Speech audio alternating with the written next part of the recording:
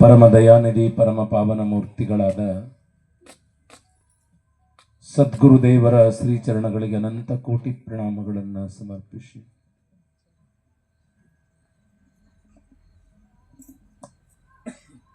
ದತ್ತ ಸ್ವಾಮಿಯನ್ನ ಮನದಲ್ಲಿ ನೆನೆದು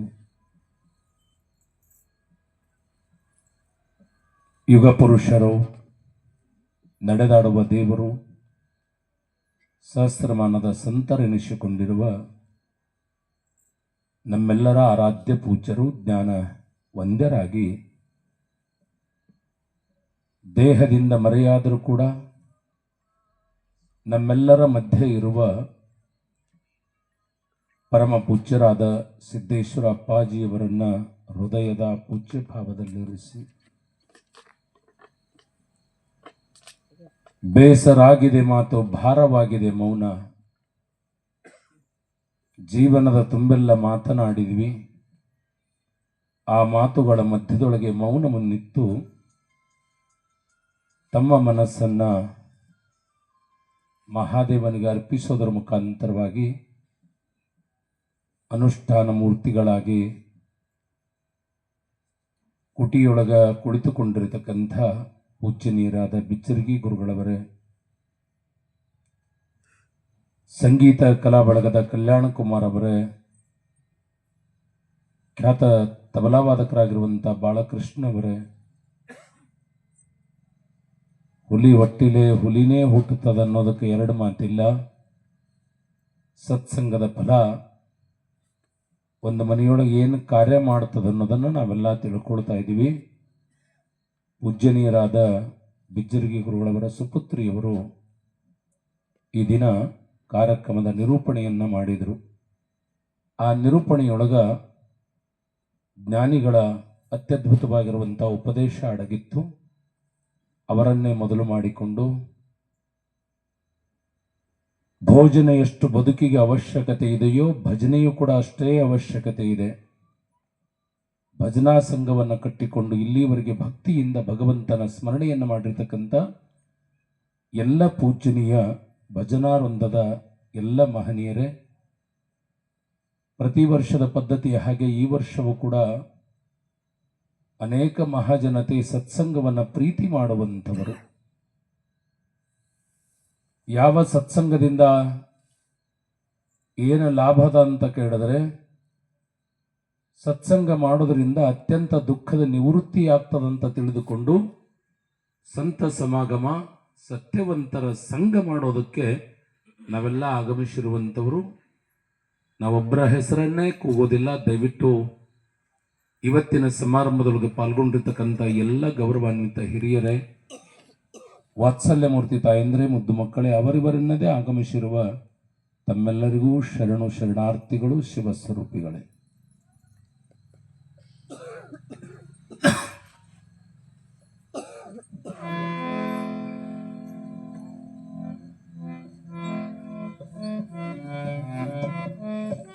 ಶರಣರು ಒಂದು ಮಾತು ಹೇಳಿದರು, ಸಂತರು ಭಂಗವಿಲ್ಲದ ಅಭಂಗಗಳನ್ನು ಮಹಾರಾಷ್ಟ್ರದಲ್ಲಿ ನೀಡಿದರೆ, ಕರ್ನಾಟಕದ ಬಸವಾದಿ ಶರಣರು ವಚನಗಳ ಮುಖಾಂತರವಾಗಿ ಸಮಾಜದ ಓರೆಕೋರೆಗಳನ್ನು ತಿದ್ದಿದರು. ಪ್ರಕೃಷ್ಟವಾಗಿರುವಂಥ ಮಾತುಗಳು, ಉತ್ಕೃಷ್ಟವಾಗಿರುವಂಥ ವಿಚಾರಧಾರೆಗಳನ್ನು ತಾವು ತಮ್ಮ ಜೀವನದಲ್ಲಿ ಅಳವಡಿಸಿಕೊಂಡು ಭಕ್ತೋದ್ಧಾರಕ್ಕಾಗಿ ಆಡಿರುವ ಮಾತುಗಳೇ ವಚನಗಳಾದವು. ಶರಣ ಅನ್ನುವಂಥ ಒಂದು ಪದದೊಳಗ ಎರಡು ಶಬ್ದಗಳಿದಾವಂತ ನಾವೆಲ್ಲ ಅವಲೋಕಿಸೋದು. ಶರಣ ಅಂದ್ರೆ ಇಲ್ಲಿ ಎರಡು ಪದಗಳ ಅರ್ಥ ಇದೆ. ಶರ ಅಂದ್ರೆ ಬಾಣ, ಣ ಅಂದ್ರೆ ತಾಕದವ. ಯಾವ ಬಾಣಗಳನ್ನ ತಾಕದವ ಅಂತ ಕೇಳಿದ್ರೆ, ನಮಗೆಲ್ಲ ಬಾಣ ಬಡಿತಾನೆ ಇದ್ದೇವೆ. ಪ್ರಪಂಚದ ಈ ಹಾದಿಯೊಳಗೆ ಸಾಗುವಂಥವರಿಗೆ ಸದಾವಕಾಲ ವಿಷಯಾದಿ ಸುಖಗಳ ಬಾಣಗಳು ಸದಾವಕಾಲ ನಮ್ಮ ಜೊತೆ ಬಡಿತಾನೆ ಇರ್ತಾವ, ನಾವು ಬಡಿಸ್ಕೊಳ್ತಾನೆ ಇರ್ತೀವಿ. ಕಾಮ, ಕ್ರೋಧ, ಲೋಭ, ಮೋಹ, ಮದಮತ್ಸರ ಎಂಬ ಅರಿಷಡ್ ವರ್ಗಗಳ ಬಾಣ ನಮ್ಮ ಹತ್ರ ಸುಳಿತಾನೆ ಇರ್ತಾವ. ಅವು ಯಾರ ಹತ್ರ ಹೋಗೋಕ ಅಂಜತವ ಅಂತ ಕೇಳಿದ್ರೆ ಶರಣರ ಹತ್ರ ಅವು ಹೋಗೋದಕ್ಕೆ ಅಂಜತವ. ಅದಕ್ಕಾಗಿ ಅವರು ಶರಣರಾಗಿದಾರ. ಶರ ಅಂದ್ರೆ ಬಾಣ, ನ ಅಂದ್ರೆ ತಾಕದವ. ಕಾಮ, ಕ್ರೋಧ, ಲೋಭ, ಮೋಹ, ಮದ, ಮತ್ಸರ ಎನ್ನುವ 6 ಬಾಣಗಳನ್ನ ದೂರಿಟ್ಟು ಬದುಕುವಂತ ಮಹಾತ್ಮರಿಗೆ ಶರಣರು ಶರಣರು ಅಂತ ಕರ್ಕೊಂಡು ಬರ್ತಾ ಇದ್ರು. ಬಹಳ ಸುಂದರವಾಗಿರುವಂತ ಮಾತನ್ನ ಹೇಳಿದ್ರು ವಚನದೊಳಗೆ.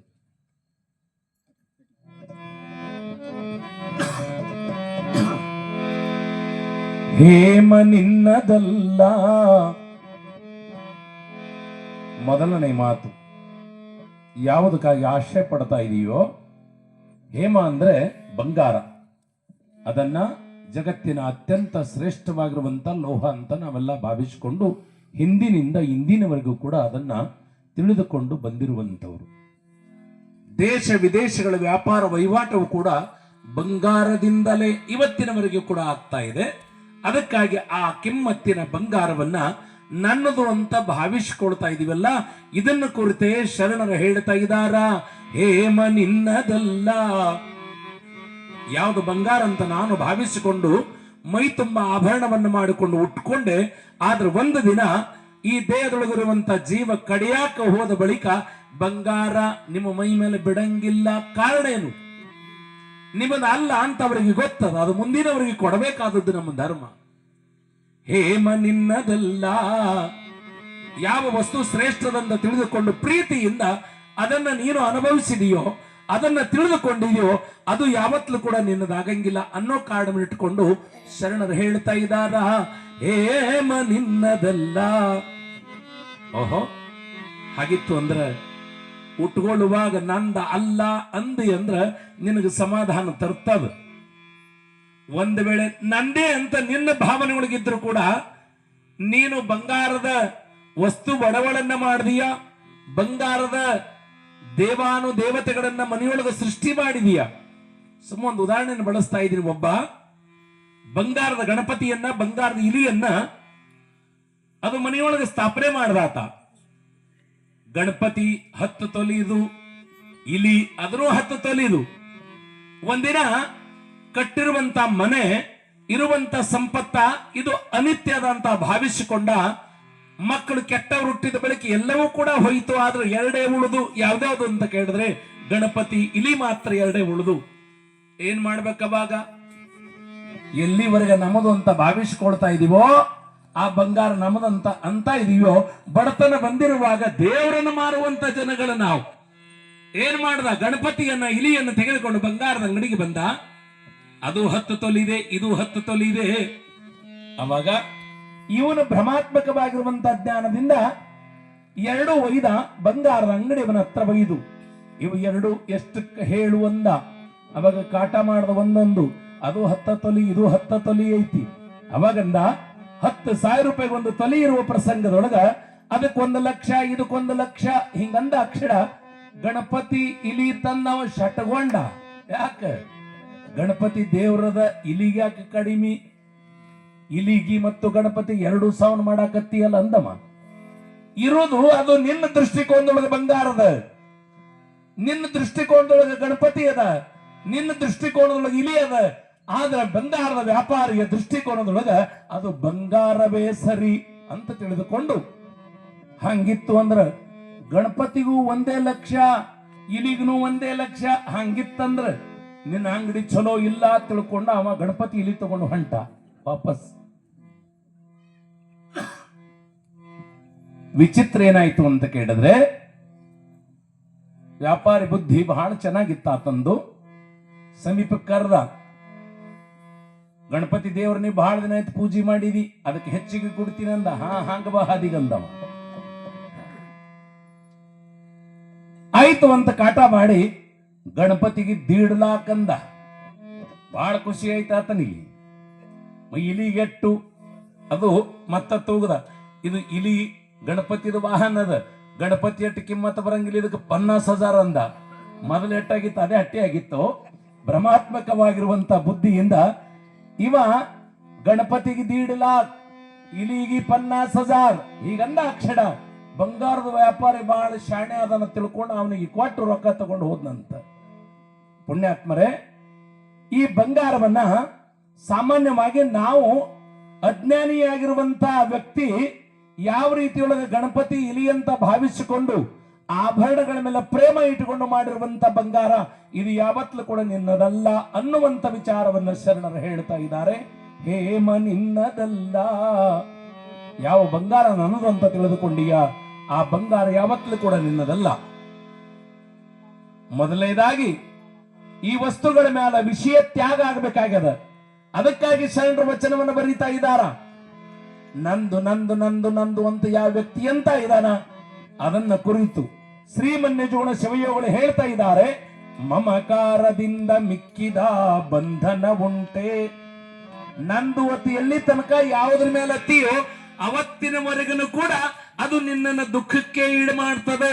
ಹೆಂಡತಿ ನನ್ನವಳು, ಮನಿ ನಂದು, ಹೊಲ ನಂದು, ಹಿಂಗೆ ಯಾವ ಯಾವ ವಸ್ತುಗಳ ಮ್ಯಾಲ ನನ್ನದು ಅಂತ ಭಾವಿಸಿಕೊಂಡಿದೆಯಲ್ಲ ಅದು ಯಾವತ್ತೂ ಕೂಡ ನಿನ್ನದಾಗೋದಿಲ್ಲ ಅನ್ನುವಂತ ಪರಮ ಸತ್ಯವನ್ನ ಮಹಾತ್ಮರು, ಜ್ಞಾನಿಗಳು, ದಾರ್ಶನಿಕರು, ತತ್ವಜ್ಞಾನಿಗಳು ಬದುಕಿನೊಳಗ ಅದನ್ನೇ ಹೇಳ್ಕೊಂಡು ಬಂದಾರ. ಇವ ಗಚ್ಚಾಗಿ ಅದೇ ಹಿಡ್ಕೊಂಡಾನ, ಮತ್ತೊಂದು ಇವನಿಗೆ ಬಂದೇ ಇಲ್ಲ. ವಿಷಯ ತ್ಯಾಗ ಆಗಬೇಕು. ಯಾವ ವಸ್ತು ನಂದಂತ ಇದೀನೋ ಅವುಗಳ ಮೇಲೆ ಉದಾಸೀನ ಭಾವ ಬರಬೇಕು. ಅದು ನಂದಲ್ಲ ಅನ್ನುವಂತ ವಿಚಾರ ಇರ್ಬೇಕು. ಕಾರಿನೊಳಗೂ ಕುಳಿತುಕೊಳ್ತಾ ಇದ್ದಾನು. ಕುಳಿತುಕೊಂಡಾಗ ಯಾರ್ದ್ರಿ ಕಾರ್ ಅಂದಾಗ ನಂದೇ ಅತ್ತಾನ. ಸುಮ್ಮನೆ ಹೇಳ್ತೀನಿ ನಿಮಗ, ಅದ ಕಾರ್ ಕೆಡ್ತಾ ಬಂದಿರ್ಬೇಕು. ಗೊತ್ತೈತಲ್ಲ ನಾ ಹೇಳೋದು. ಕಾರ್ ಕೆಡ್ತಾ ಬಂದಿರ್ಬೇಕು. ಅವಾಗ ಆ ಕಾರಿನ ಮೇಲಿರುವಂತ ಪ್ರೇಮ ತಾನಾಗಿರಿ ಹುಡುಗಿ ಹೋಗ್ತದ. ನಾವು ಪ್ರತಿಯೊಂದು ವಸ್ತುವಿನ ಇಟ್ಟಿರುವಂತ ಪ್ರೇಮ ಸಹಜವಾಗಿ ಹೋಗ್ತದ. ನಿಮಗೂ ಕೂಡ ಗೊತ್ತಾಗೋದಿಲ್ಲ ಒಂದು ದಿನ. ಸುಮ್ಮನೆ ಅದು ನಂದು ಅಂತ ಭಾವಿಸಿಕೊಳ್ತಾ ಇದೀವಿ. ಆ ಕಾರಣಕ್ಕಾಗಿ ಸತ್ಸಂಗವನ್ನು ಮಾಡು. ಈ ಜಗತ್ತಿನೊಳಗೆ ಒಂದೇ ಸತ್ಯ ವಸ್ತು ಅದ. ಅದು ಯಾವುದು ಅಂತ ಕೇಳಿದ್ರೆ ನೀನು ಯಾರು, ಪರಮಾತ್ಮನು ಯಾರು, ಈ ಜಗತ್ತು ಯಾವುದು, ಈ ತಾದಾತ್ಮಕವಾಗಿರುವಂತ ಸಂಬಂಧವನ್ನ ತಿಳಿಯೋದಕ್ಕಾಗಿಯೇ ನಾವೆಲ್ಲರೂ ಸತ್ಸಂಗವನ್ನು ಮಾಡೋದು. ಗುರುವಿನ ಸನ್ನಿಧಾನದೊಳಗ ಅಮೂಲ್ಯವಾಗಿರುವಂತ ಜ್ಞಾನವನ್ನ ಪಡೆದುಕೊಂಡು ಜನ್ಮದ ಸಾರ್ಥಕತೆ ಮಾಡಿಕೊಳ್ಳೋದಕ್ಕಾಗಿರುವಂತ ಪವಿತ್ರವಾಗಿರುವಂತದ್ದೇ ಇದು ಸತ್ಸಂಗ. ವಿಷಯ ತ್ಯಾಗ ಮಾಡೋದು ಬಹಳ ಕಠಿಣ. ಅದು ವಸ್ತುಗಳ ಮೇಲೆ ಇರುವಂತ ಪ್ರೇಮವನ್ನು ಅಳಿಸಾಕ ತಯಾರಾಗೋದಿಲ್ಲ ಮನಸ್ಸ. ಯಾಕಾಗಂಗಿಲ್ಲ ಅಂತ ಕೇಳಿದ್ರೆ ಅಂದ್ರೆ ಸುಮ್ಮನೆ ನಿಮಗೆ ಉದಾಹರಣೆ ಹೇಳ್ತೀನಿ. ತ್ಯಾಗ ಯಾವಾಗ ಆಗ್ತದೆ ಕೇಳಿದ್ರೆ ಅದ್ರ ಮ್ಯಾಲ ಒಲ್ಲನಂಗತ್ ಬತ್ತು ಅಂದ್ರೆ ಮತ್ತೆ ವಾಪಸ್ಸಾಗಿ ಅದ್ರೊಳಗೆ ಹೋಗೋದಕ್ಕೆ ಪ್ರಯತ್ನ ಆಗಂಗಿಲ್ಲ. ಮನ್ಯಾಗ ಹೇಳ್ತಿ ಶೇಂಗಾದ ಖಾರಬೇಳಿ ಮಾಡಿದ್ಳು. ಶೇಂಗಾದ ಖಾರಬೇಳಿ ಮಾಡಿದಾಗ ಸ್ವಲ್ಪ ಉಪ್ಪ ಹೆಚ್ಚ ಕಡಿಮೆ ಆಗಿತ್ತು, ಖಾರ ಹೆಚ್ಚ ಕಡಿಮೆ ಆಗಿತ್ತು. ಅಮ್ಮ ಏನ್ ಮಾಡದ, ಗಂಡಗ್ ನೀಡೋ ತಕ್ಷಣ ತಾಟ್ ಗ್ವಾಡಿಗೆ ಹೊಡೆದ. ಇದಾದ್ರ ಖಾರಬೇಳಿ ಅಂದ. ಊರಾಗ ಅಕ್ಕಗೆ ಕೊಟ್ಟಿದ್ರು, ಅಕ್ಕನ ಮನೆಗೆ ಹೋದ. ಅಲ್ಲೇನು ಮಾಡಿಸ್ಕೊಳ್ಳವ, ಶೇಂಗಾದ ಖಾರಬೇಳಿ ಮೇಲೆ ಈ ಒಂದು ಜೀವ ಇತ್ತು. ಅಕ್ಕ ಕರೆದ ತಕ್ಷಣ ಮನೆಯೊಳಗೆ ಬಾ ತಮ್ಮ ಯಾಕೆ ಬಂದಿ? ಮನ್ಯಾಗ ಹೇಳ್ತಿ ಚಲೋ ಮಾಡಿಲ್ಲ ಖಾರಬೇಳಿ, ಅದಕ್ಕಾಗಿ ತಾಟ್ ಗ್ವಾಡಿಗೆ ಹೊಡೆದು ಬಂದೀನಿ ಅಂದ ತಕ್ಷಣ ಬಾ ಯಪ್ಪ ಬಾ ಅಂತ ಪ್ರೀತಿಯಿಂದ ತಮ್ಮನನ್ನು ಕರಿತಾಳ. ಕಲ್ಲು ಗಡಿಗೆಯೊಳಗೆ ಶೇಂಗದ ಖಾರ ಕಳ ಕಳ ಕಳ ಕಳ ಕಳ ಕಳ ಕುದಿಸ್ತಾಳ. ಕುದಿಸುವಾಗ ಏನಾಗಿತ್ತು ಅಂತ ಕೇಳಿದ್ರೆ ನಿಮಗೆ ಹೇಳ್ತೀನಿ. ಅಲ್ಲೇ ತಮ್ಮ ಕೂತಿದ್ದ ಕಟ್ಟಿಗೆ ಮ್ಯಾಲ ಸುಟ್ಟಿರುವಂತ ಸಾರ, ಗಡಿಗೆಯೊಳಗೆ ಹಾಕ್ತಾ ಇರುವಂತ ಸಾರ, ಅದು ಯಾವತ್ತೂ ಕೂಡ ಒಳ್ಳೇದೇ ಆಗ್ತದೆ. ಇವತ್ತಿನವರೆಗೆ ನೋಡ್ರಿ, ಹಿಂಗ ಗಡಿಗೆಯೊಳಗೆ ಸಾರ ಕುದಿಸ್ತಾ ಇರುವಾಗ ಅಕ್ಕ ಹುಟ್ಟು ಹಾಕಿ ಒಳಗ ಪದ್ಧತಿ ಸರಿಯಾಗಿ ಎಲ್ಲವನ್ನು ಎಚ್ಚ ಹಾಕಿ ಸಾರ ಮಾಡ್ತಾ ಇರುವಾಗ ಅಕ್ಕಗೆ ನೆಗಡಿ ಬಂದಿತ್ತು. ಮುಂದಿನ ಹೇಳಿ ಬೇಡ. ನೆಗಡಿ ಬಂದಿತ್ತು. ತಟ್ ತಟ್ ತಟ್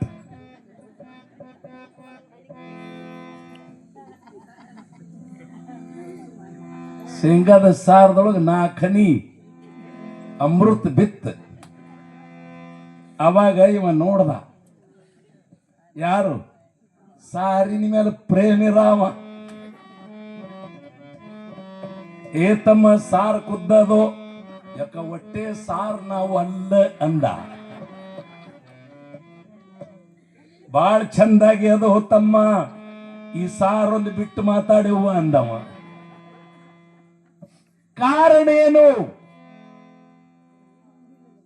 ಯಾವುದು ಅಮೃತ ಅಂತ ಭಾವಿಸಿಕೊಂಡಿದೀವಿ, ಆ ಅಮೃತದೊಳಗೆ ವಿಷ ಅದ ಅಂತ ಗೊತ್ತಾಯ್ತು ಅಂದ್ರೆ ಒಲ್ಲನ್ನುವಂಥದ್ದು ಉದಾಸೀನ ಬರ್ತಾ ಇದೆಯೋ, ವೈರಾಗ್ಯ ಬರ್ತಾ ಇದೆಯೋ, ಈ ಪ್ರಪಂಚದೊಳಗಿರುವಂತಹ ಹೆಂಡತಿ, ಮಕ್ಕಳು, ಮನೆ, ಹೊಲ ಇದ್ಯಾವುದು ಕೂಡ ಅಲ್ಲ ತಿಳ್ಕೊಂಡು ಇಲ್ಲಿದೆಲ್ಲ ಬಿಟ್ಟು ಎಲ್ಲರ ಹೋಗೋದೂ ಅಲ್ಲ. ಅದ್ರ ಮನುಷ್ಯರೊಳಗೆ ಹಿಂಗಿರ್ಬೇಕಿದೆ ಯಾವುದು ನಂದು ಅಲ್ಲ ಅಂತ ಮಾಡಿದಿ ಅಂದ್ರೆ ಅದು ನಿನಗೆ ಕಲ್ಯಾಣವನ್ನುಂಟು ಮಾಡ್ತಿರ್ತದೆ. ನಂದು ಅಂತ ಎಲ್ಲಿವರೆಗೆ ಹೇಳ್ತಾ ಇದೆಯೋ ಅಲ್ಲಿವರೆಗೆ ನಿನಗೆ ಸದಾಕಾಲ ದುಃಖ ನಿನ್ನ ಜೊತೆಗೇ ಬರ್ತಾ ಇದೆ.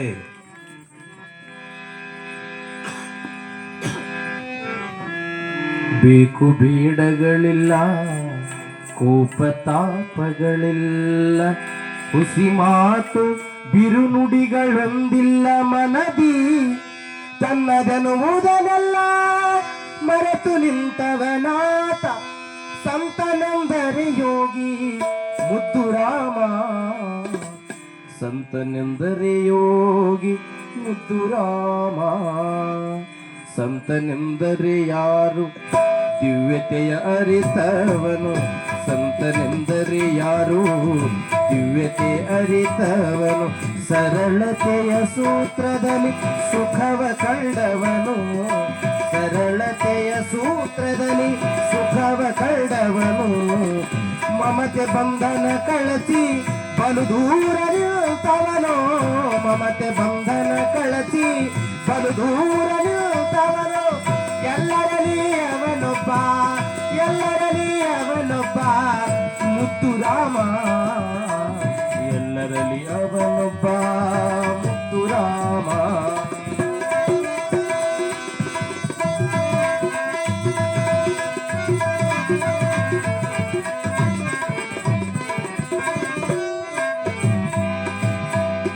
ಸಿದ್ಧನೆಂದರೆ ಯಾರು, ಸಿದ್ಧನೆಂದರೆ ಯಾರು ಮನವನೋಯಿಸದಾತ, ಸಿದ್ಧನೆಂದರೆ ಯಾರು ಮನವನೋಯಿಸದಾತ, ನೂರು ನೋವನ್ನು ಸಹಿಸಿ ನಗುತ್ತಲಿರುವಾತ, ಒಂದಾದ ನಡೆ ನುಡಿಗೆ ದಿಕ್ಕು ದೆಸೆ ತೋರ್ವಾತ, ಒಂದಾದ ನಡೆ ನುಡಿಗೆ ದಿಕ್ಕು ದೆಸೆ ತೋರ್ವಾತ, ಪರಮ ಗುರುವ ಸಾಧು, ಪರಮ ಗುರುವ ಸಾಧು ಮುದ್ದು ರಾಮ, ಪರಮ ಗುರುವ ಸಾಧು ಮುದ್ದು ರಾಮ. ಸಂತನೆಂದರೆ ಯಾರು, ಸಂತನೆಂದರೆ ಯಾರು,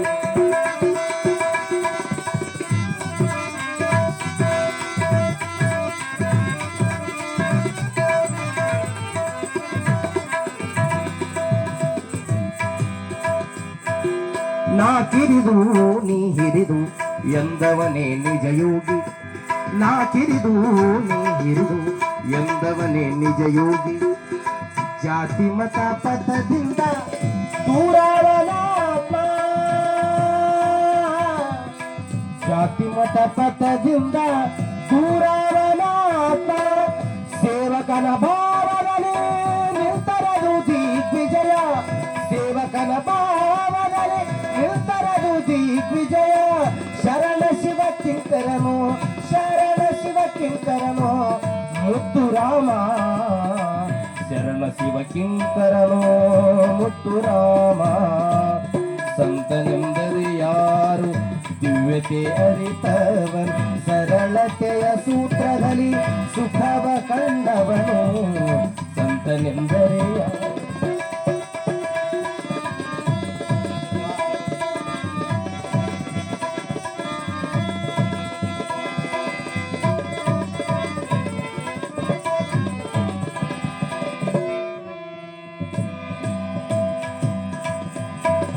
ಅನುಭವದ ನೆಲೆಯಿಂದ ನಿಜವರಿತ ಸಿದ್ಧನಿಗೆ